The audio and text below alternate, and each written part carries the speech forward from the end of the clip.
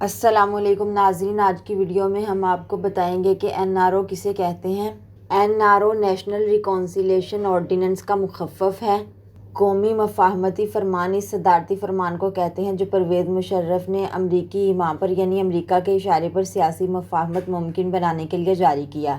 اس قانون کے مطابق 1 جنوری سن 1986 سے 12 اکتوبر سن 1999 کے دوران مالی لوٹ کھسوٹ میں ملوث سیاست دانوں کو حکومت قومی مفاہمت کے جذبہ کے تحت معاف کر سکے گی۔ اس مفاہمت کے نتیجے میں تمام مالی لوٹ کھسوٹ کے مقدمات حکومت پاکستان نے واپس لے لیے۔ مفاہمت کا یہ ہتھ کنڈہ جنوبی افریقہ کی سیاست سے مستعار لیا گیا تھا، یعنی جنوبی افریقہ کی سیاست کو دیکھتے ہوئے لیا گیا تھا جس میں سیاہ فام حکومت نے سابقہ گورے حکمرانوں کے ظلم معاف کر دیے تھے۔ عوامی اور سیاسی مخالفت کے پیش نظر حکومت نے اس قانون کا مسودہ پارلیمان سے منظوری کے لیے پیش نہ کرنے کا فیصلہ کیا۔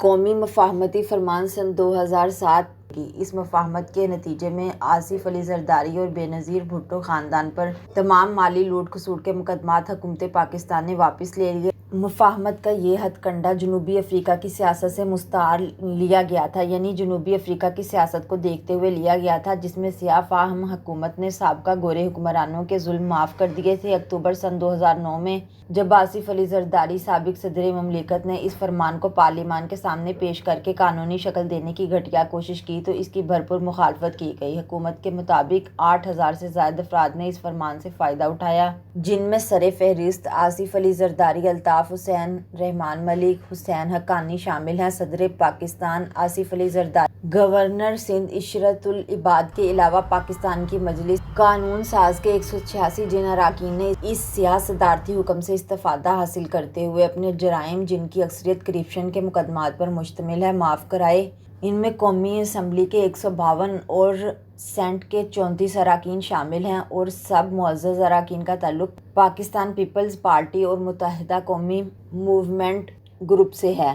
یہ ہے وہ قانون یا ڈیل جس میں ایک معاہدہ کر دیا جاتا ہے لیکن عوام کی لوٹی ہوئی دولت واپس نہیں ملتی اور نہ ہی مجرم کو اس کی سزا ملتی ہے، بلکہ سب چیزوں پر پردہ ڈال دیا جاتا ہے۔